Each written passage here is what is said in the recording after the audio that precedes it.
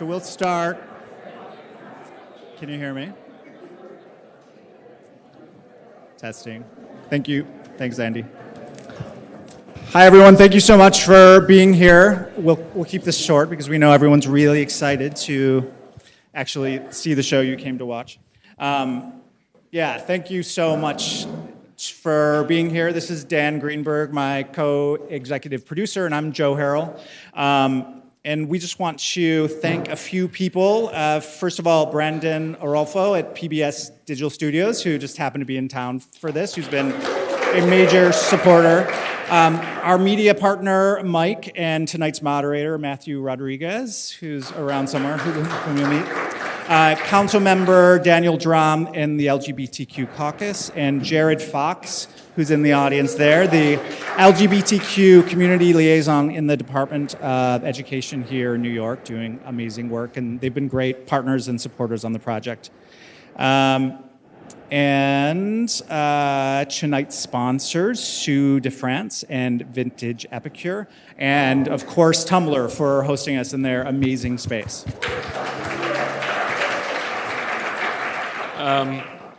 We also want to thank the team members that helped make this happen. First, Erin McIntyre. Wave your hand. She's here on maternity leave, so it's very exciting that you came. But you did amazing work, and we're really excited to view it. We also want to thank Sophia Clark, Max Orenstein, Chia, Kyle, Jerry, Hannah, Kate, Whitney, and Jonathan. So thank you all for making this night happen. So let me tell you a bit about tonight's program. First, we're going to screen 2 episodes, and then we're going to provide a panel discussion with our new hosts. And it's really exciting that our new hosts are here, so when I call your name, can you just wave so everybody can see you? First, Aaryn Lang.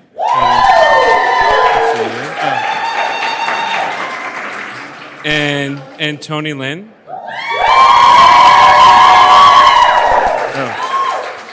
And Donald.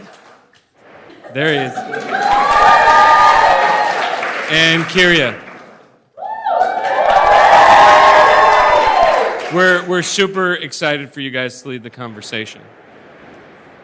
And some especially exciting news is that we have a Snapchat filter tonight. So, yeah. So feel free to... So we give you full permission to bring out your phones and use the first-person Snapchat filter. But in all seriousness, sort of social media is crucial to the success of this show because it's an online series. And in particular, I think it's really important that it's seen by young people who may be struggling with just their identity. And just one comment that I wanted to read from the first season off of YouTube. A young person said, "I had no idea there were so many FTMs like me." For those of you who don't know, that's female to males. It makes me feel a bit less alone. And that's really what all this is about, just letting people tell their stories so that hopefully people identify with it and feel a little less alone. So if you want to help out in spreading the word, use hashtag #FirstPersonPBS, either about tonight's event or the trailer or the episodes which will begin to roll out on June 12th. So with no further ado, I think that's what the idiom is. Enjoy the show.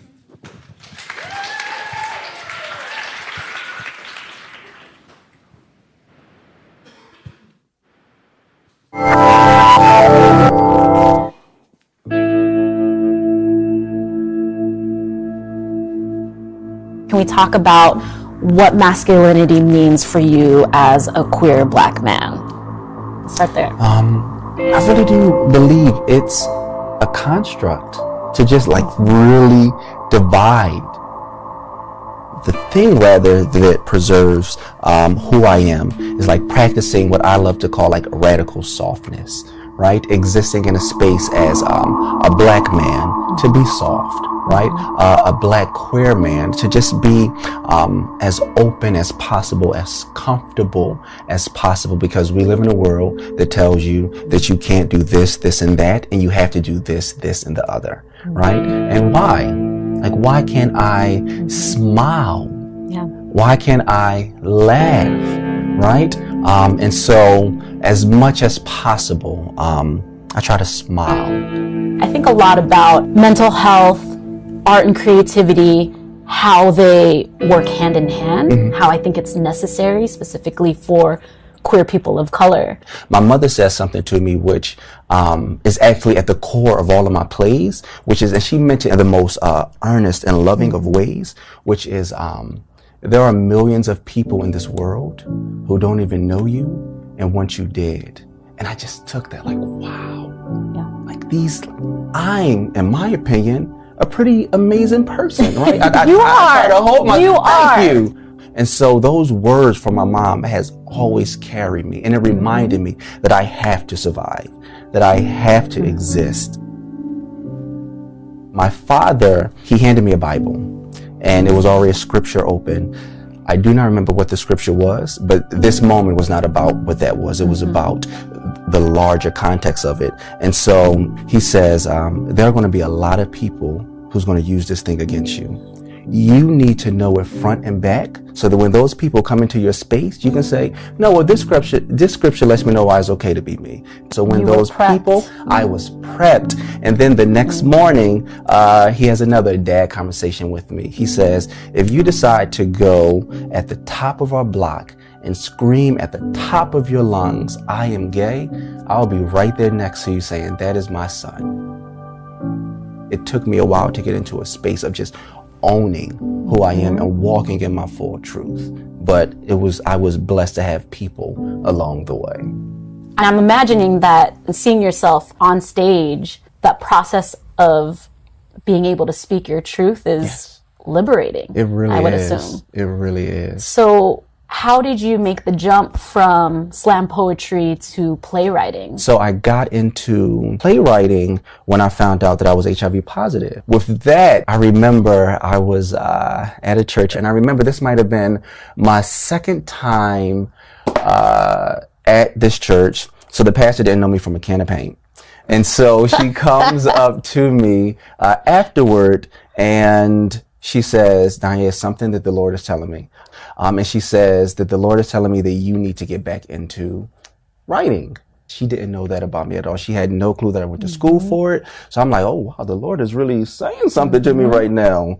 And that night I went home and I wrote my first play. And how did you reach out for support besides writing? Was there anyone around you who was supportive? Who did you look to? This was my senior year of high school.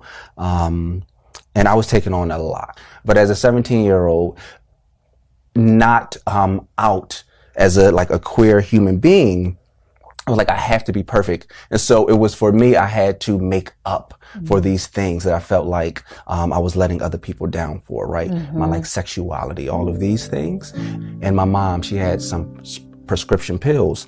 I took a handful of her pills. I can't remember how many. I just ingested all of them. And I just got in the tub, and literally my hope was to float away. Fortunately, that didn't happen. A couple hours later, my parents came home, and I was in my room, in bed, throwing up. The floor was just covered in my vomit.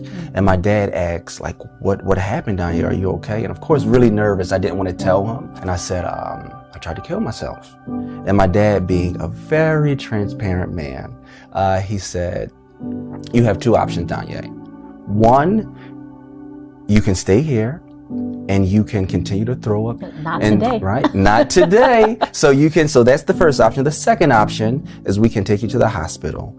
And I will tell you, being very honest, you'll have to tell them what happened, and they'll probably admit you because of the circumstances in which brought you here. So of course, petrified, I said, I'll just continue to throw up.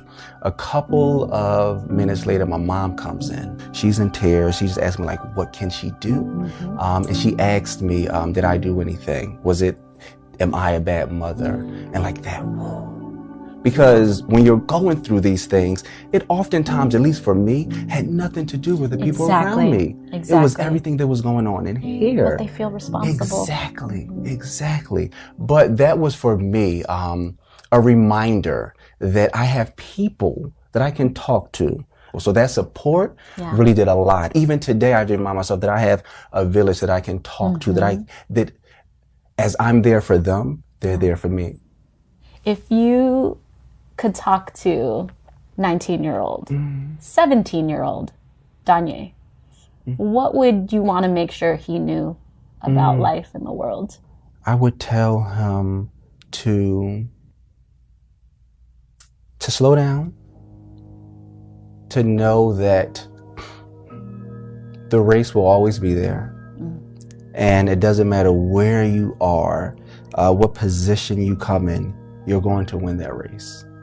And you're going to win it on your terms when you're meant to. And just understand that. And some of the things to help you exercise for that race: love, peace, and smile. Just really smile. And when you just bring all of these things, when you exercise with these equipments, then you are going to win your race. Because this is the only race that you're going to be on.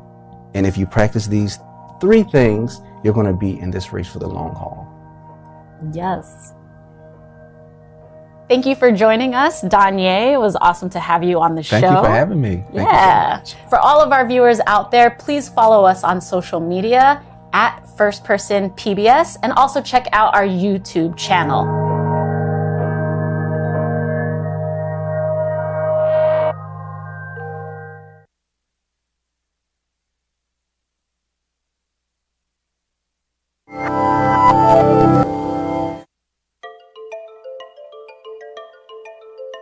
As an Asian American perceived to be a queer woman, you are very much against the norms of what people think Asian Americans are traditionally presented as. So I would gain some amount of attention just walking into rooms or in public places. And now, as I am taking testosterone and my voice is changing, I will have gone from being perceived as a non-traditional queer woman to being ignored as a seemingly perceived heterosexual Asian American guy.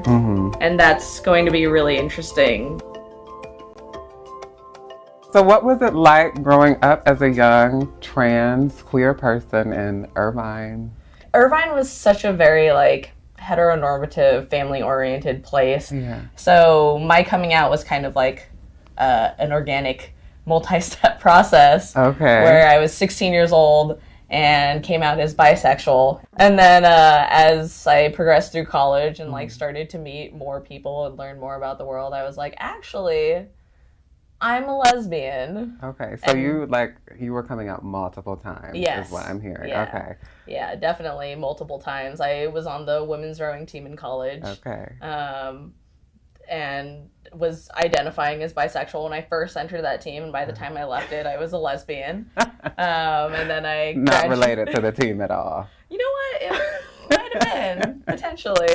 And then I moved to New York and got even more exposed to just, people who were living their best life by being exactly what they felt that they needed to be. And I was like, actually, you know what? I've had this kind of underlying thought that maybe I haven't been particularly true to myself, or I haven't been living in a particular way that I would like to explore. And so I started asking people to call me by they and them pronouns, especially people super close to me, and found that it really calmed me and helped me live my best life. And 1 month and 2 days ago, I started on testosterone. Wow. So how has it been going from lesbian to genderqueer or non-binary to this new moment? To this new moment. It's really interesting, just in terms of how I view my place in the world, especially. Tell me a little bit more about that. When I started to want more people to call me by they, them pronouns, I tried to bring my office on that journey with me. And how so? Just by informing them, letting them know, telling them in the most basic way. A lot of them were friends with me on Facebook, and I did make a Facebook announcement, a Facebook coming out, if you will. Explain gender dysphoria to people who may not know what you're talking about. The way that I would describe it is just this kind of disassociation between how you know you're perceived and how you feel. That you put that really well, actually. Like really, really, really well. I get that, the concept. So what does it normally feel like for you? For me, it manifests itself mostly from waist up.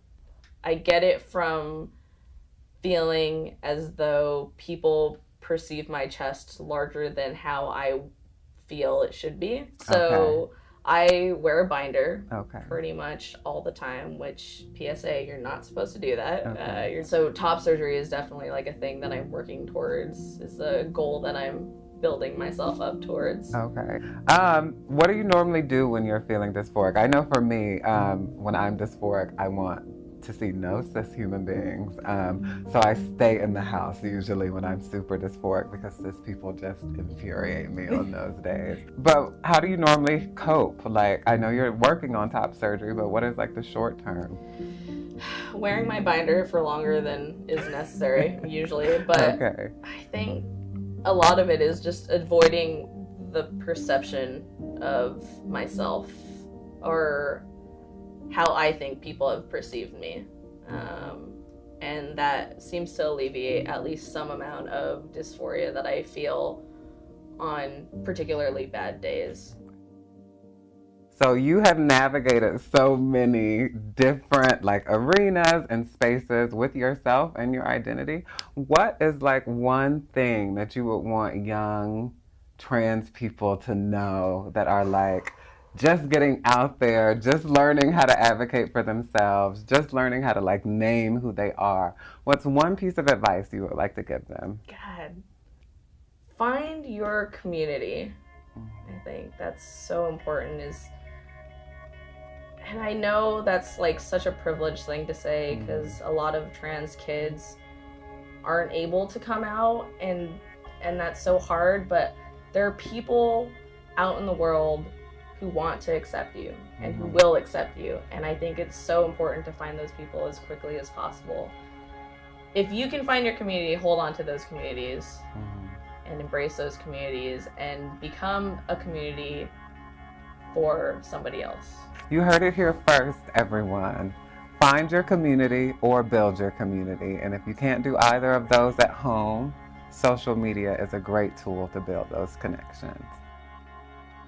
Thanks so much for joining Jane and I today. If you have any thoughts or questions, please leave a comment below and we'll be sure to respond. And don't forget to subscribe to our YouTube channel and follow us on social media.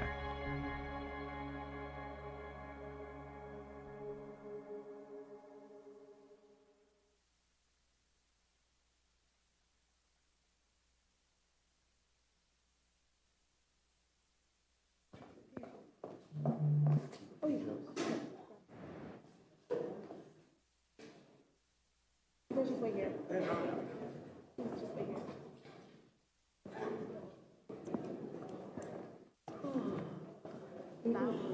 Was that your first time seeing it? Yeah.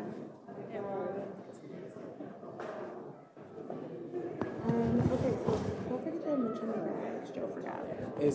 I have it on the note. Should it be like at the very beginning, or is it between like this and the Q&A? Just like this and the Q&A. Okay, cool. So however you guys want to do this, go ahead and take a seat. I'll bring your mics to you. Okay. You should be on the end. Okay. Alrighty. Yes. All five.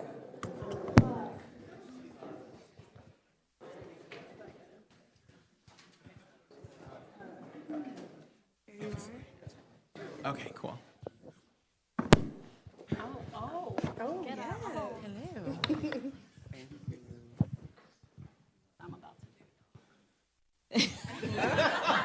Look at this beautiful crowd. Yes. Thank you for being here. Do I just start? Hello? Okay. Hi, everyone. Welcome. Well, I mean, you've been welcomed many times, but I'll welcome you again. My name is Mathew Rodriquez, and I'm a staff writer at Mike. I don't know if anyone here is familiar with Mike. We are a news website, and I'm one of our reporters, and I write about LGBTQ issues and lots of other things. I just want to shout out to Mike and everyone here who reads it. I don't know. But I'm here to host this lovely, lovely panel of people who have been, as you saw in the videos, people who sat across and really tried to, parse through all these really difficult questions of identity and people's lived experiences. And I'm really excited to kind of turn the camera around, or I don't know, you were on camera anyway, but to turn the questions around and have you answer a few questions for me. Before I do that, I am going to introduce them. I have their bios on my phone. This is the only time I'll look at my phone, and then I'll put it away. So first, to my immediate right, I would love to introduce everyone to Donald Shorter. So,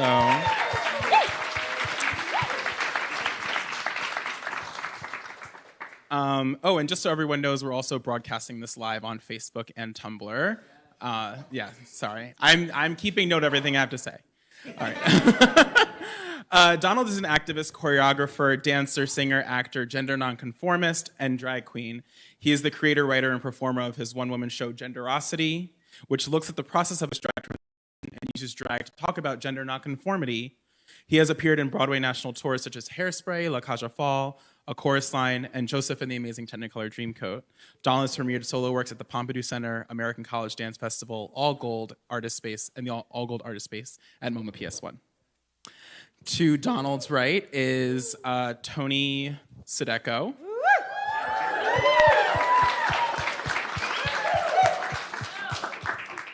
Tony's a proud booty-shaking genderqueer love warrior.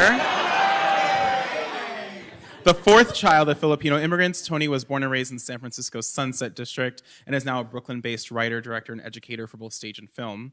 Utilizing the arts, media, and storytelling as a tool for activism and social change, Tony has 15 years of experience in the nonprofit and public sectors, working with queer youth and elders and young people of color in the San Francisco Bay Area.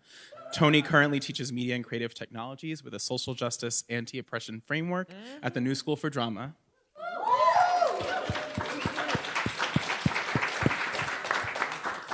Next, we have Kirya Traber. Kirya. Yes, show up. Kirya is a nationally awarded writer, performer, and cultural worker. She identifies as a Black queer woman, a high femme, and an Oakland girl with a Brooklyn address. Throughout her career, Kirya has continuously worked as a teaching artist and cultural worker with youth and adults in school and community-based settings within the juvenile justice system. She's the recipient of the California Governor's Award for Excellence in the Arts and Robert Redford's Sundance Foundation Award for Activism in the Arts. Kirya is currently the lead artist in residence with Lincoln Center Education, and her latest work, What We Needed, a blues song cycle, is in development in collaboration with a Bronx-based family shelter. And then finally, we have Aaryn Lang.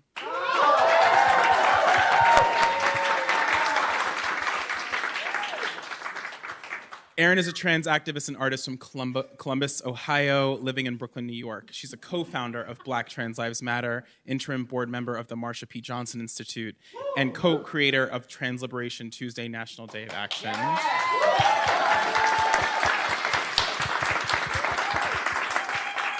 Her dedication is to the lived experience, resilience, strength, and brilliance of Black trans women. Her hope is to experience freedom in this world before she transitions out of it.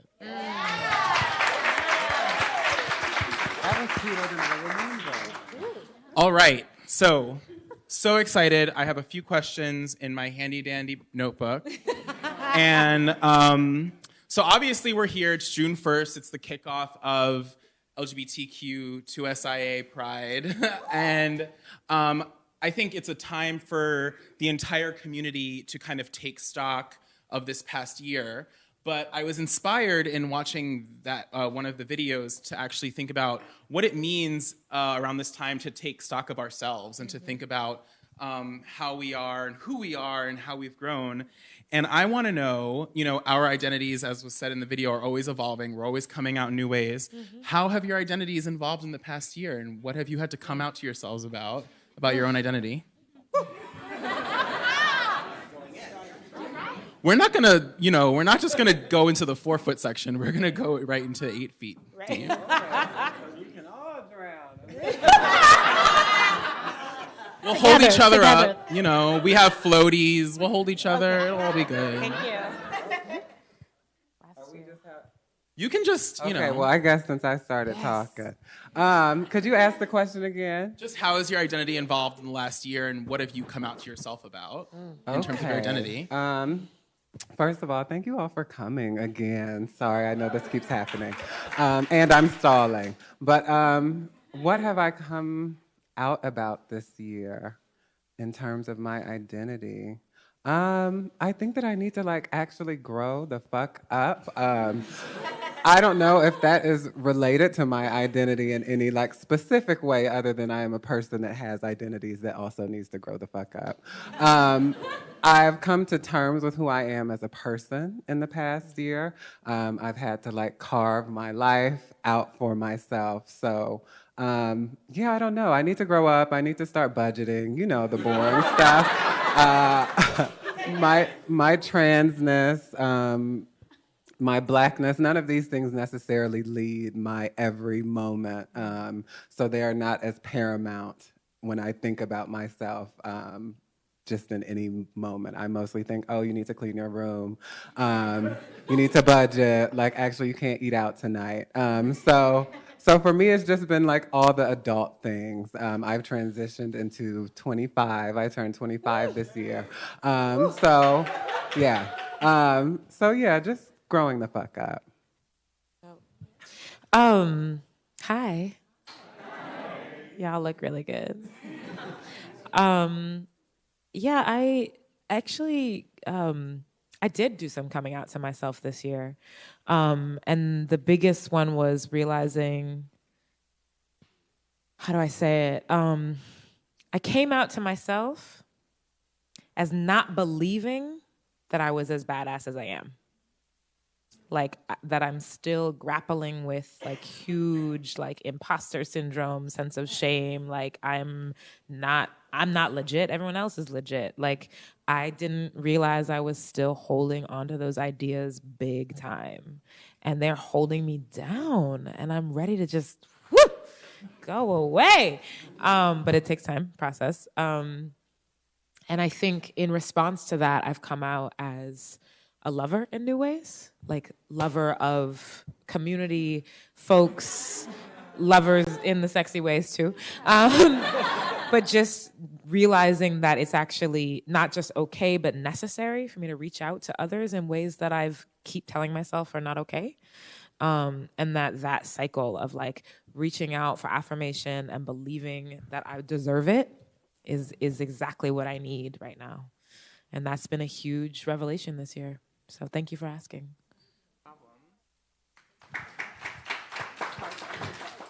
This is unfair because we are actually friends. And I feel like I may have been on a parallel journey with Kirya. In terms of this past year, I think I've done a lot of work internally, emotionally, to get out of my own way. And for me, that looks like creativity. A lot of the ideas that I have, instead of just talking about them, I'm actually gonna sit and plan them, and I'm gonna do it, and I'm gonna see them through, and I'm gonna complete it. That's one thing. And the other thing is just being honest about a lot of the emotional blocks I have about how I love. I give a lot, and I need... Okay. Sorry, friend moment. Read, okay, yes. I love you. I love that we're doing this together. But yeah, I tend to give so much of myself, and I have this idea of I want to give without expecting anything in return, but that's really hard as a human being, right? Yeah. So I've been trying to figure out this past year how to be better about boundaries, really being better and knowing myself better in order to stick to those boundaries. And I'm coming out in a lot of ways, specifically that second episode that you saw that Aaryn had led. I have a really interesting relationship to my chest. I love it, and I think it's time to let it go. Ooh. So that is also something that I'm coming to terms with, that I don't want to take testosterone. That's not something I need in terms of being in my gender, but I would like to explore what chest surgery could look like for me. So. Wow. Yeah. Wow. And this process with PBS has actually helped me to be more honest about that part of my life.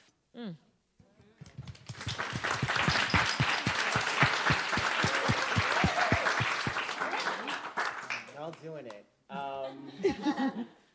Yeah, I think for this past year, I think coming out in terms of being recently got out of a gender that lasted for 2.5 years, literally, oh my God.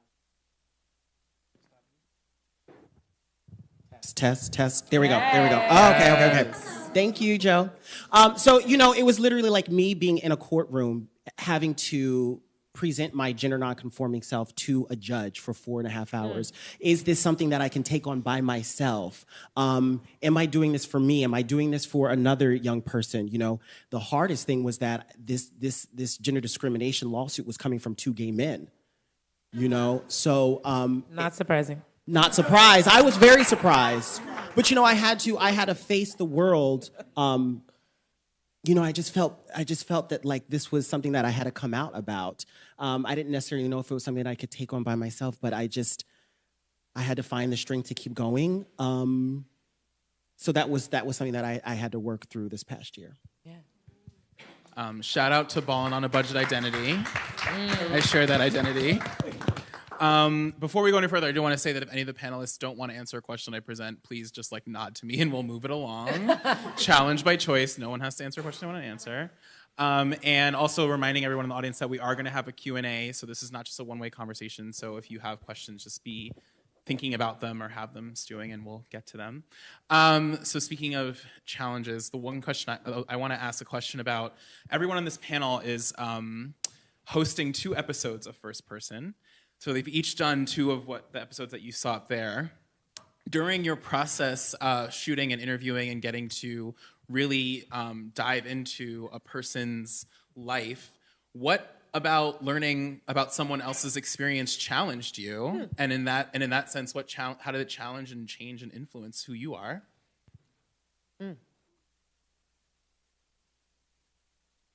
Just how did talking about someone's life challenge your ideas about the LGBT community or yourself? I mean, I think talking to Staceyann Chin when I interviewed her, I was just like, she is bold. You know what I mean? And I'm glad that we hit our chemistry connected during the interview. Because I think if it didn't, she would have let me know. But looking at her life and how she was so visible at a time in hip hop on Def Poetry Jam, and being unapologetic, I was like, could I do that too? Would I be able to be that visible? Would I want to be that visible in life when sort of we weren't having those conversations and that level of visibility wasn't happening in the 90s. So I was definitely inspired by Staceyann Chin's boldness. And then Nala, just hearing, her being such a power of example to young trans youth, I was really inspired to say, could I step up and live life like these people that I interviewed? Interesting, yeah. Does anyone else want to answer? Yeah, I'm still processing that interview with Donja Love that you saw today.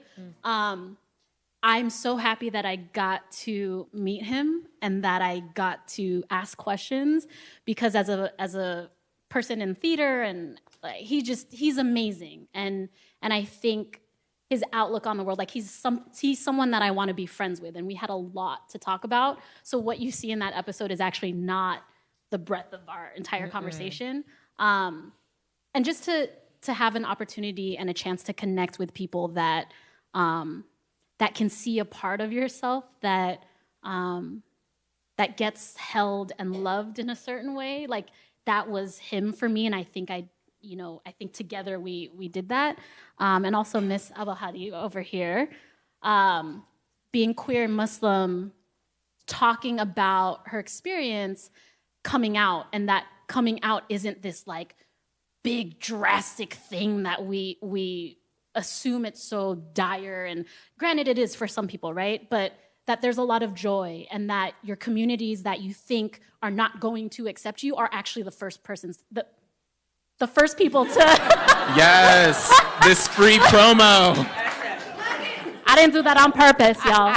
Lies. But that they were the first people there to support when in general we think, oh, they're going to be the first to turn their backs on us. And I think I had so much information and so much love to take in that I'm still processing these conversations. So just thank you for being so honest and open. And it was so fun too, to just sit and chat. And I wish we had like coffee and tea. Like it could have gone on forever. Yeah. And it was really fun. So yeah, picking up on that, I would say like it wasn't so much challenging. It was a lot of resonance. And I got to interview Tony R. Ray's in the corner over there, which was great because then I got to come out again as a blurred, which was Black nerds. Anyone? Yes. Okay. So that was fun to do that, for the whole world. But I think what was, not challenging, but maybe more like just referential and like taking back to a different place. My other interview was with Olivia. Olivia? Is that her name? Adelia, who's a young woman. She's 16 or 17, and it was great to talk to a young person in this setting. I work with young people. I talk to young people all the time, but she's particularly forward and upfront about her identity, and to hear how a young person is processing her identity with such like prescient thought that I don't know that I had at that age. And I'm not saying everybody says that, right? At that age, I was such a dumb butt, but I wasn't. Like I was a smart young person too, but it was just different because our culture was different, right? Like the world has shifted beneath our feet, and so to hear what's like second nature to her, what's intuitive to her, and what's cutting edge for her was really interesting, and I was excited to hear that. For me, I interviewed Jane Kwan and Erica Hart, who is in the audience. And again, I wasn't really challenged. I just resonated with a lot of what was being shared with me. And it also reinforced for me that we all have such intense journeys that lead us to where we are today. I annoyingly tell Erica Hart that she's my hero all the time. But having the conversation with her in this setting, it was nice for me to hear that we struggle with a lot of the same things. So it's like LGBT people, we often get put in front because there are so few of us that are being like highlighted or even talked to or noticed, that you imagine us as these superheroes. But honestly, we're all struggling with the same shit, imposter syndrome. Is this really is it really helping people in my community? Am I only pushing myself forward? Like, what is this really about? So it was just really refreshing to me, I think, to be able to talk to people like me that were doing amazing things in their lives and in their work, but hear that they struggle with the same things that I struggle with, like even just leaving the house. So it just reinforced a lot for me. So I want to ask everyone, and I'm going to be very particular in the way I word this, like I want to talk about allyship and practicing allyship, and not being an ally, but practicing allyship and what it is and what it is not.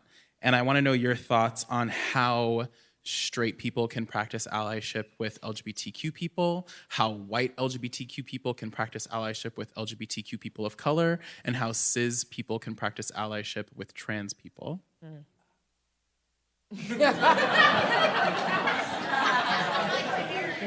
I'll start. Okay. So you said straight people. White LGBTQ people. White people. And and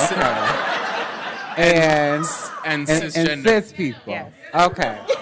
Okay, I just wanted to be clear. But I also want to clarify that there are trans people that are straight also. So these things don't just exist in bubbles. They intertwine in all different types of ways. But I'll start with white people.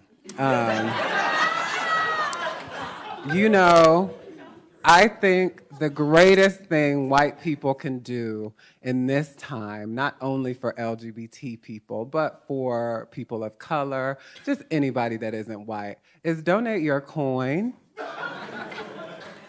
keep your thoughts to yourself, and also donate your labor. because we have to do so much labor again just to get out of the house, just to stare you motherfuckers in the face. So what I ask is that you keep your mouths shut and your pockets open and plentiful. So that's for white people. For cis people, I ask that you keep your pockets open and your mouths shut. But with cis people, you know, it's very interesting. Cis people feel as if you all are the ones who get to decide who is who because somebody told you all a long time ago that you all were the only ones around. It's not the truth. Everybody has a relationship to gender. Yes. Every single one of us. The way you walk, the way you talk, the way you think, who you fuck, all of these things are connected to your gender just like mine are. I just happen to, I wasn't interested in what I was told based off of what they were looking at. That's it. But again, I want you all to open your ears as well because cis people like to do a lot of talking. Cis people think that they are the ones who they understand how our story should be told, which is why I'm so happy for First Person because I was able to navigate my interviews how I felt I needed to. Yeah. You know, cis people think that we are only our identities. We're whole people. It's even why I'm talking about my budget because I want you all to look at me as a person. I'm not trans all the time. Like, sometimes I'm just somebody who is going to the bodega to get some Little Debbies and going home to sit down. And, like, we need to make as much space for us to just be regular people as much as we are your trans heartthrobs and superheroes. Right. But again, if none of that resonates, shut your mouth and open your pocketbooks. So, for straight people, this is straight cis people, I'm assuming, right? Okay, so for straight cis people, again, it's the same thing. Open your pockets, shut your mouth. But I don't really have much to say to straight people because straight people are often white and often cis, and those things trump your straightness greatly for me. And I just want everybody to understand. I know that I see a lot of people arguing with people that they're trying to support or be in solidarity with. I don't agree with allyship. I say fuck allies all the time just to challenge you all because you shouldn't have to like me to want me to be able to walk down the street safe. You shouldn't have to like me.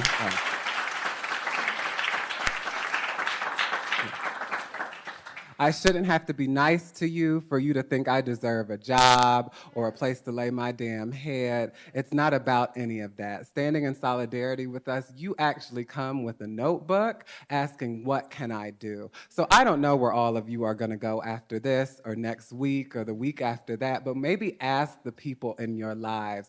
I don't have the answers, and that's often something that they try to have us do, stand in front of a crowd as if I have the answers for every person you interact with. What I want might not be what the girl down the street wants from you. So you also have to be willing to listen. But most importantly, your coin.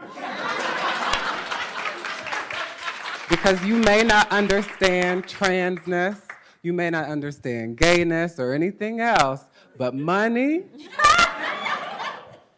everybody gets that. So that's what I think you all should offer up the most. Thank you.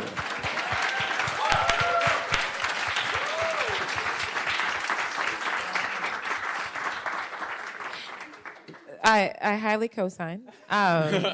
If I could add, so help me out here because I know the audience is wise.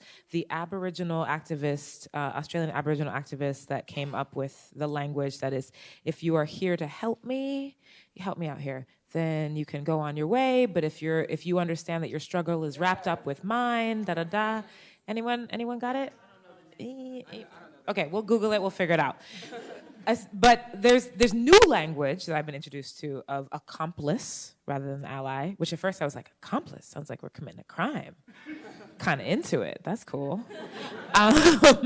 But this is an old quote that I'm familiar with that comes from a womanist Aboriginal organizer that's about understanding that the sort of construct of ally that we usually play with. You got it? Leela Watson. And what's the quote? I have it. Yeah. So it's Leela Watts. Yeah, Leela Watson. So okay.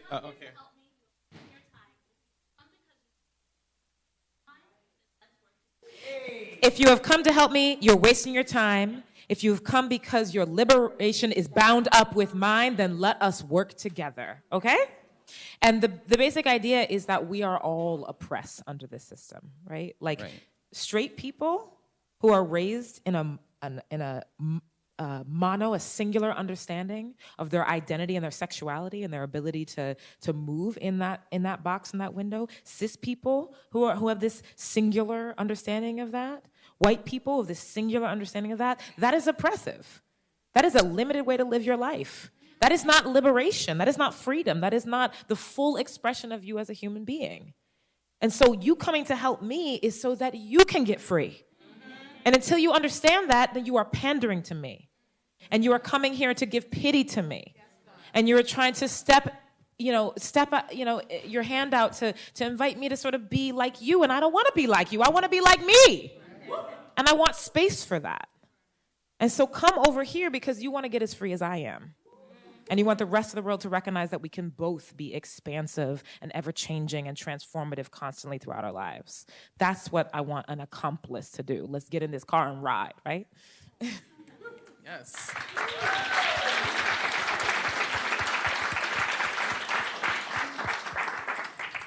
If anyone wants to tweet any of these many quotables, you can use #FirstPersonPBS. Sorry, did you want to add anything, or was? I mean, okay. There's not much to add. I will say this though: if you are talking more than you are listening, just like that is one rule that I think people can challenge themselves with. On the other side of that, the further you keep asking us questions, you are further tokenizing us. So do your part, educate yourselves. Don't always look to me because I'm fucking tired. And so I am happy to do that with the people that I know are down and that love me. But if you tokenize me in this particular way, I'm like, there's a lot of websites out there that you can look to. Google it, right? But I think it is really important to realize that, one, you have to also acknowledge your privilege in the first place. I think there's so many people that fail to acknowledge that, so they think that we're all together and we're all one, and that's actually not the case. Nope. So if you can start there, then I think a conversation can actually happen. Okay. No, I'm just checking. I'm checking in with everyone, just making sure. So First Person is obviously about queer storytelling and queer people having the opportunity and the access to tell their story, which is not something that queer people, especially queer people of color, are always given. And this is, I have to bring it up, this is the year, obviously, that Moonlight won Best Picture. And so we are seeing, in many ways, like a pivot toward, or maybe we're not. Who knows? Challenge that. Fuck what I say. But like we're seeing, so what do you think that something like First Person or Moonlight says about the power of QPOC storytelling? I think just like simply that it's interesting. I think for so long we've been under this idea that our stories have had to be just extremely fantastic. Somebody had to be like a drag queen, like robbing a bank for us to be like, okay, I'll watch this story about these queer folks. But I think the beauty about both First Person and Moonlight is it's almost a mundane story. Like Moonlight is following like the day-to-day of just queer people. And you forget that that is what it's about. And I think that's a beautiful thing about being able to just tell our stories honestly, is that it removes all of the like the fantastical thoughts that we have about queer people or trans people. And we're like, oh my God, this is just a person who was like trying to get home from school and they're getting followed by their bullies. Like, that happened to me. Or they're all eating dinner and having a conversation. It was just mundane. And I think with first person, we're just talking to people about how they feel. And we have people who have huge followings and we have people who have no followings. And it's still extremely interesting. I think we've been navigating under the idea that if it isn't a straight cis white woman with like a short bob and something quirky to say, that it might not be interesting. But I found that our stories are so interesting and so fulfilling because it speaks to the diversity of humanity. It doesn't have to be out there. And I think just showing us doing day-to-day things shows that we don't exist out there. We exist right here with you all, so. Yeah, I mean, I think that first person and Moonlight, like, we're ready for new narratives. Yeah. People want to expand what their world and life experience is. People want to share that. And with social media platforms, it's possible for all of us to do that, right? That you don't, no longer do you need this big production house. Like, you got a DSLR? Let's go. You know what I mean? Like, let's make it happen. You know, I think that people are making their own clothes. People are writing their own stories. They're making dances that are talking about, you know, life that as it hasn't been presented before, you know, and by sharing these new narratives that people are wanting because they're living them, we build community, right? And then that community grows, and then people start sharing and people start talking, and then the person who is far from, let's say, this community but identifies with it from across the world is like, oh my God, it becomes tangible. I didn't know that this existed, you know. So I don't know. It's really it's connected, you know. It's about sharing, and I just think that we're at a place where we're ready for. Well, I know I'm ready to share certain narratives, but I think that it's a snowball effect that, like, whether you want it or not, it's happening. I think I'm still a little bit in shock. Like, I've been making art for 12, 13 years. I've been like a performing artist in one way or another, writing and performing my own work and out there and interested in the narratives of people that are like me and pushing those. And it's felt like this tiny little itty bitty dot dancing on the top of a pinhead, and then suddenly, boom! And I've always believed that these narratives are gorgeous and fascinating and complex. I've always been only interested, you know, just bored by the mainstream pop culture.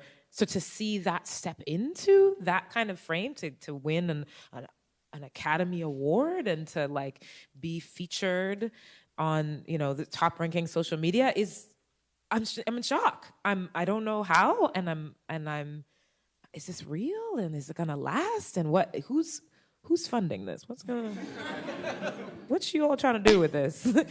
and so I guess I'm a little bit cautious too, or a lot cautious. I'm really scared about what I know what exploitation. I know what it does to an underground culture to be exploited and commodified, and I don't want that to happen either. Like I want the stage, but I don't want the cost. So, you know, we'll see. I've been here, and I'm gonna be here. So we'll see. Yeah, yes. So as a performer, I've been getting a lot of calls for trans stories, genderqueer stories, and work as an actor. And there's this heightened sense of sensationalism and tokenism that's happening in terms of the trans community, genderqueer, gender non-binary. I like to say gender dynamic. It's a new term I learned. And I'm noticing that with capitalist media, that there are a lot of opportunities, yet it's very tokenizing. Yeah. What I love about First Person is that it's short form, digital stories that are accessible online so that someone can see themselves reflected in these stories. And that it's not brought to you by, like Bravo, where we know where their politics lie. We know where that money's coming from. And I think specifically to work with PBS on something so personal is really valuable, that we had the space to literally sit and just chat. Like Aaryn was saying, that it's in the mundane that our personalities come out, that our stories are real. And for me, that there's nothing quite like that. I mean, there are stories of what's the call? I don't know. That's the Bravo show. They're amazing. Reality TV. Fire Island. But like, yes, there are a lot of representations of queerness, of transness, and it's so sensationalized, and then we become tropes if we weren't already, and stereotypes. And so the fact that this, for lack of a better word, is real. Yeah. Like, authenticity. Thank you. Authenticity. Right? It's just it is what it is, and we're serving it to you on a platter, and it's gold and it's beautiful and there's glitter all over it, and it is what it is. And you take it in, and you're just like, you can't argue with someone's story and them being in alignment and with their power and just saying what is their truth. You cannot argue with that. And that we do that in 8 minutes. I'm like, the team was amazing at, I mean, I remember these interviews being very long. So there was so much to talk about. You're not there for 8 minutes. Right? So these editors, everyone on the team, like, thank you so much for also taking such care with these stories, because I'm not used to that. Yeah. I'm used to the one demanding that people take care of my stories and the people around me. Right. So for you all to do that,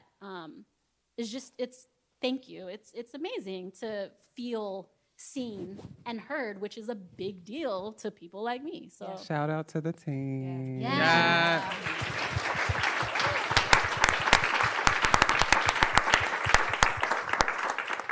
I was told that I have time for one more question, so we need to I want to make it short. It's a tough question, but I challenge you to answer it shortly as possible, like the first thing that pops in your head. So often when we talk about justice, when we talk about racial justice, queer justice, things like that, we really, and this also comes, I was thinking about this question, it came from something that you said to me during our interview, was it requires imagination, because we don't live in a just world. We have to imagine what a just world looks like. Yeah. So what do you imagine for a just world?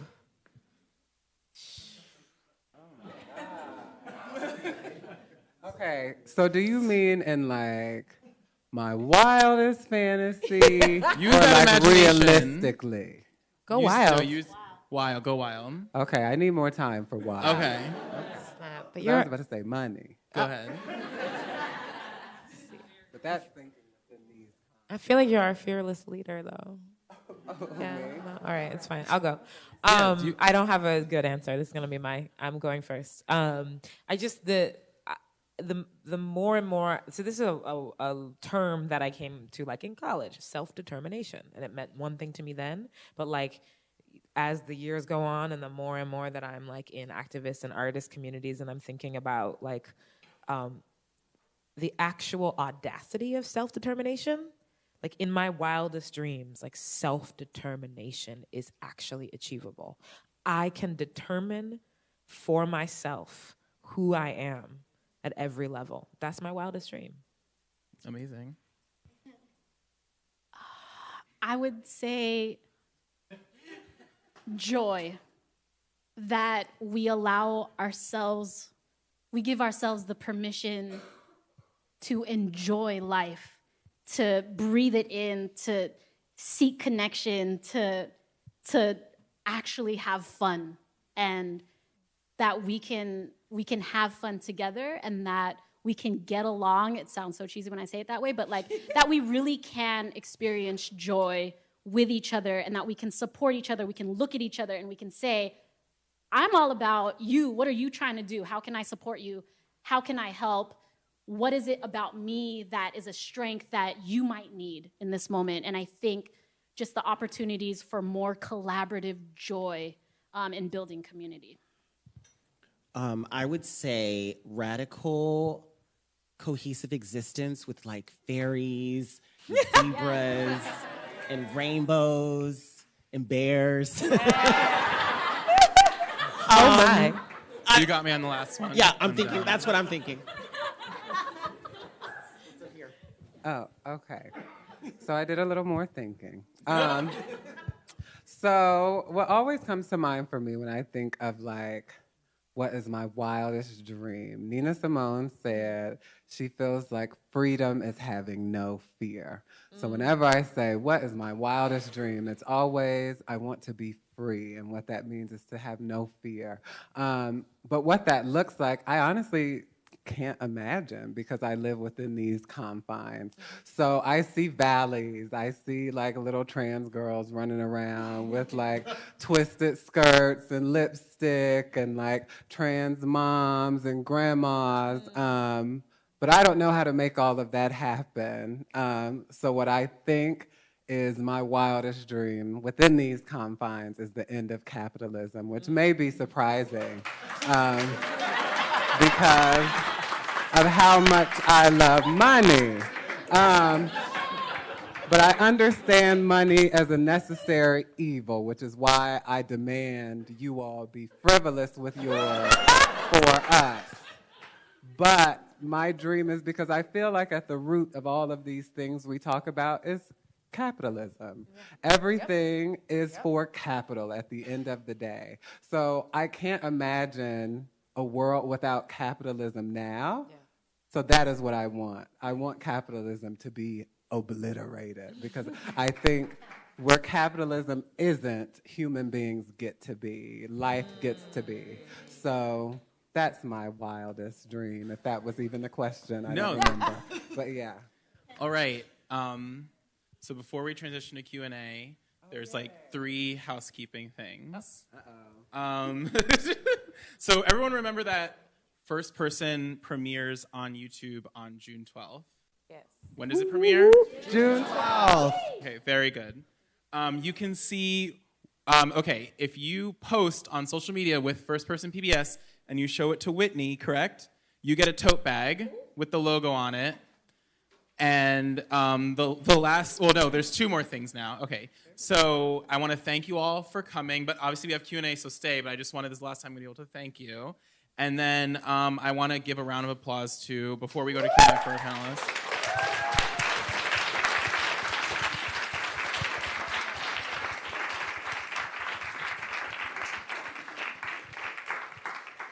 So should we have people like form a line if they want? Like how do we do the questions?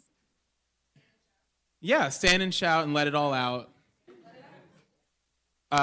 Right over here and then right over here. 1, 2. You can sit. Challenge by choice. Since we've talked about it so much, but you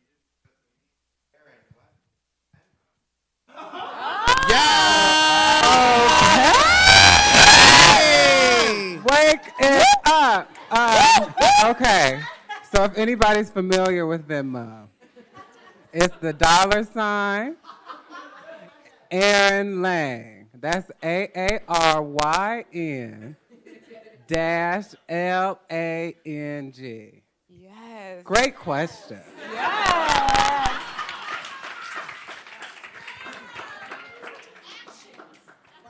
Right. Tangible action. Don't just tweet about it.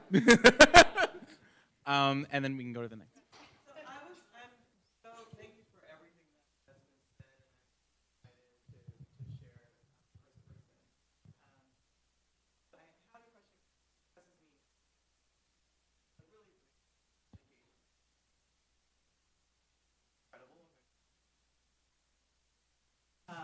Thank you. Thank you.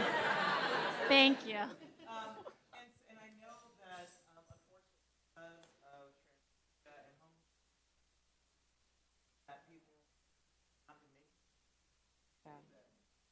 Yeah. stage. Yes. Right, but you're eligible for stage in each. Right. Wow. So young. Which tells you, the life expectancy. So I wonder if there's a wish or would like to get more of from elders that are not available because not making it. And are some of those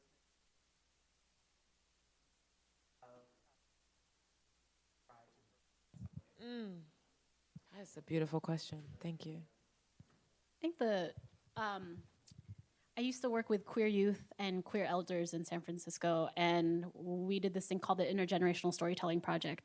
And I think just getting young queers and elders in a room together was so powerful. Just providing a space for them to connect. So the elders were able to see that a lot of their hard work or what they had dealt with in the past in terms of their activism, that these young people were actually carrying the torch and continuing that on. And then that young people were able to see themselves live past a certain age. That's one thing, is that we need to be better at creating spaces for us to intergenerationally connect. That's one thing. The other thing that I would ask is that people just stop making assumptions, right? Like generationally, I think there are a lot of millennials this, millennials that, and I also would argue that millennials are desperately seeking for role models and people to connect with because they need to see themselves live beyond age 40. And for me, creating those spaces through theater, through artwork, that's where I found a good place for them to connect. But to be honest, I don't know what else exists in New York besides Sage that actively does that with young people. You know? Yeah, I think some of my friends have been lucky to have like someone like, oh, that's my queer mom, that's my queer dad. I never had that, and I'm still sad about it. I'm not too old for that. So if anybody wants to sign up. But like I identify as an artist hustler, and the hustling game, you know, it changes. It has to change with the nature of the economy and so on and so forth. But also like there's some hustler skills that are like internal. And I would love to just have a hustler mentor, you know, someone who's just like, here's how I hustled.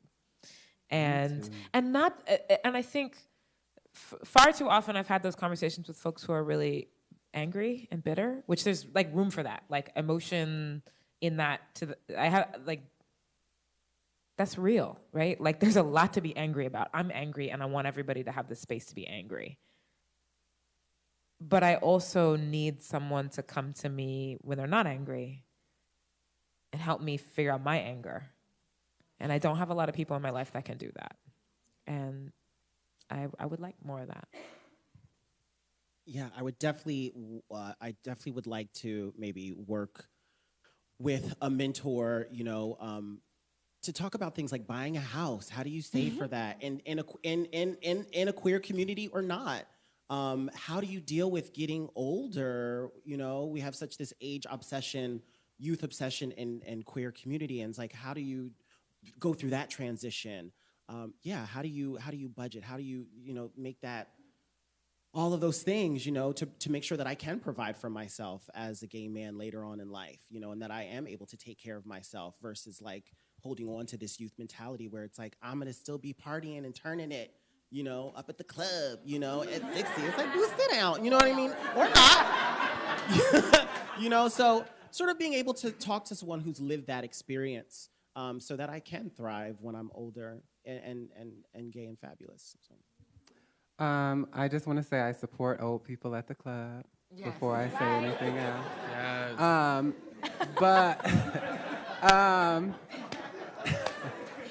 Let us all dance till we drop. Right, like, you know, feel it, sis. Okay.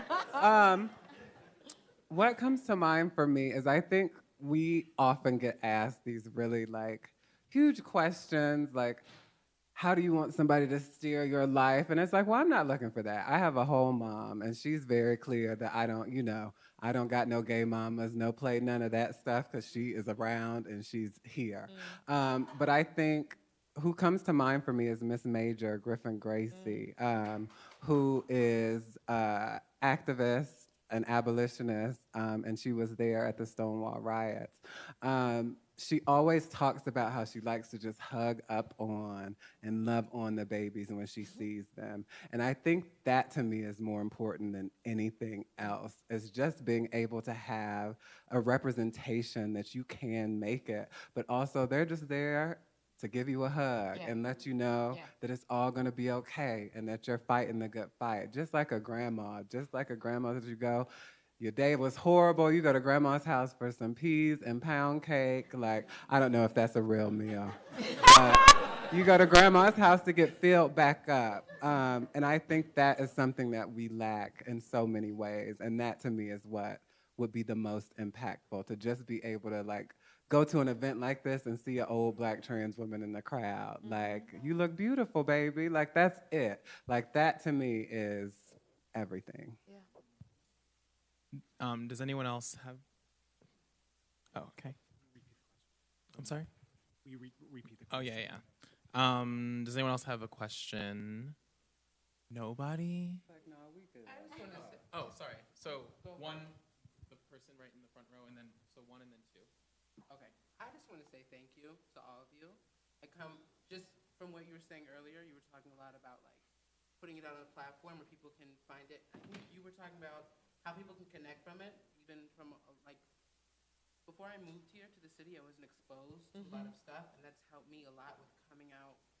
Even just in this last year, you were talking about how the culture has shifted. I wasn't exposed to a lot of things being from a really small town, and then moving here and just being exposed to more stuff. And I think having more projects like this be released is huge. Thanks for being here. Right, thanks for coming. So, for those listening at home, the person who spoke just wanted to thank the panelists for exposure and for talking about these narratives. And then, so the person right here in the second row, and then you. So one and then two. Okay. Hi. So my question is kind of like a two, and it has to do with. And so I'm a writer. You're a writer. And I want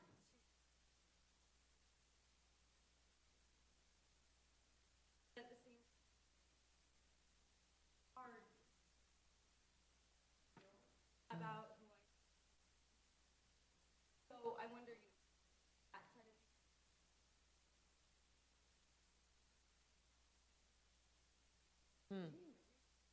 second part is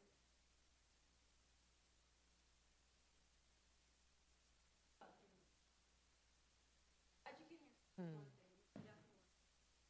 Definitely. That's not the same. How do I? So really quick for those listening, the question was from a writer who had a question for the panel about writing their own experience and especially the more difficult parts of their own identity, and then writing about identities that are not their own and the struggles that come with that. As a person who's done commercial theater and I have played gender nonconforming roles, I'm always like a clown. I'm always there to make a cis heteronormative audience laugh at me, to feel comfortable with me being different. And sometimes going back through these scripts, I'm like, who wrote this shit? And why, if you're gonna have someone who's gender nonconforming or trans, get somebody who is that. Spend some time with them. Follow them around. Ask them some questions to sort of really inform who this character is so that it's authentic and it's lived in, and then maybe that's gonna inform the writing. That's sort of been my take on it. And it got to the point in being in theater and being an artist where I was like, I'm done. I'm tired of going up in here and trying to be something that I can fit into your box. I don't want to.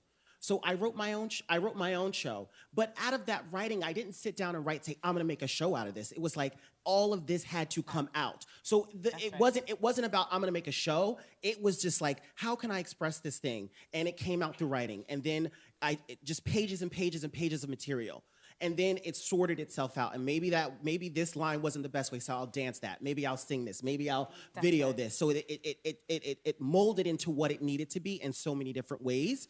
But my suggestion is maybe don't think about it being an end product. So think about process and say, it's not about a show. What is this thing that I have to express that has to come out? And whatever happens with it happens. Yeah. So then you're getting something that's raw, authentic. When I did my show, I didn't know how cathartic it was gonna be, right? Talking about being almost attacked by a group of 4 guys because I was walking down the street in drag. I had to run for my life. Thank God there was a door that was open on the street. Who knows what would have happened to me if that door was not open? You know, so talking about that, 8 shows in 1 week, you know, I was able to process that. And yes, it was scary. And yes, I cried, right?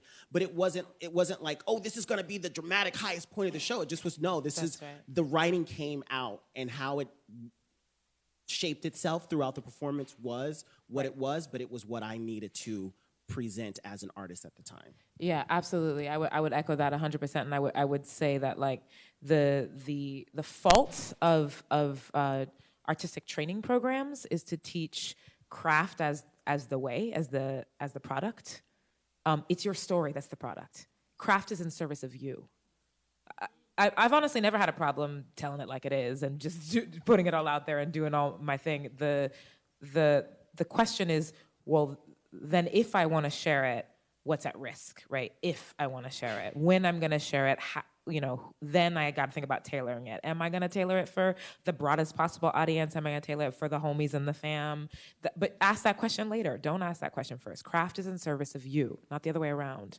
You don't exist so that you can fulfill another dead white man's dream of what good writing is. That's not why you're here. If it works for you, great. If it doesn't, then maybe you invent something new. Like, it's okay.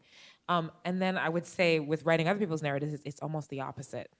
It's why are you even interested in doing that? Ask yourself that 100,000 times and get a writing partner. I don't think that it is really ever our place to tell someone else's story unless it really is something that we are embodying in some way. I really commend Master of None these days with Aziz Ansari and his writing team is like really diverse. And when they wrote, for example, second season, the Thanksgiving episode, which is about a black lesbian woman's coming out story, they wrote it with her. Mm-hmm. Mostly she wrote it. That's the way to do it.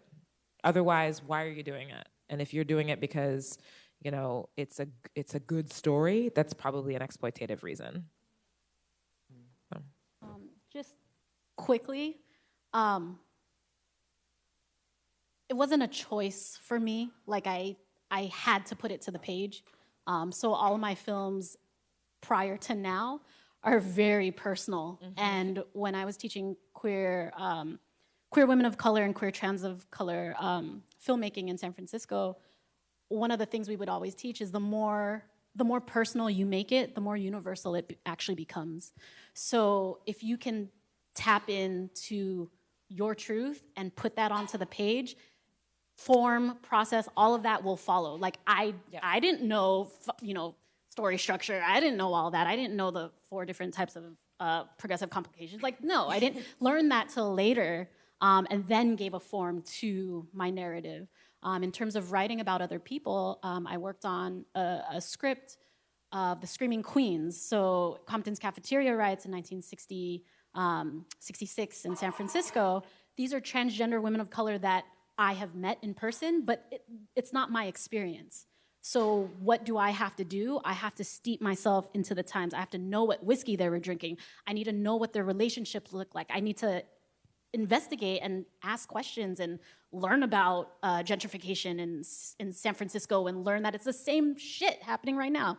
So I literally became obsessed, and it turned into 110 pages that hopefully will start with table reads in the fall. But like, I also see a part of myself in those characters, and to be honest, it was my therapy, because I couldn't afford therapy at the time. So like, you know what I mean? So it was like, get to that page, but really it's about what I was talking about earlier, like giving yourself permission, getting out of your own way, putting it onto the page, and not judging it before it even turns into something. And you probably need to find like more writers that really speak to you that you haven't had access to yet, which is going to require extra work on your part because white supremacy and patriarchy and all that business. But like, you probably need to do some searching, and then you'll figure it out easier because you'll see it reflected. It'll be a mirror.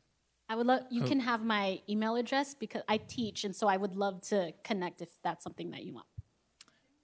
We're going to go to the final question. And who had a question here? I was just going to say, I think it's important.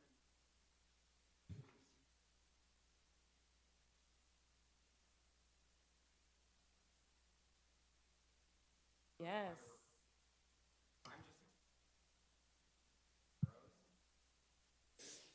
Mm-hmm.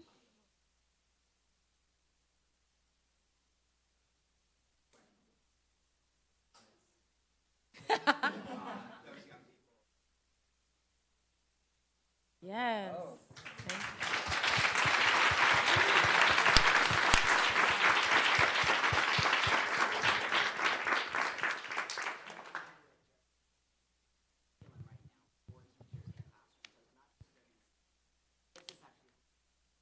Oh.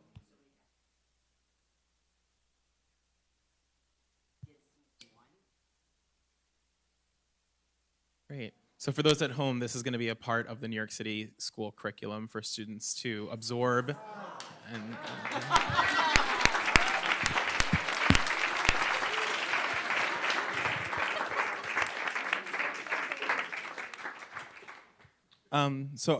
I wrap it up? Okay. Well, all right. All right. Thank you so much for coming out, and a big, once again, thank you to everyone here who just shared their experience, and everyone who did it for first person as well. Thank you to the lovely panelists. You're amazing, and you inspire me and everything. Thank you. Thank you. Thank you so much.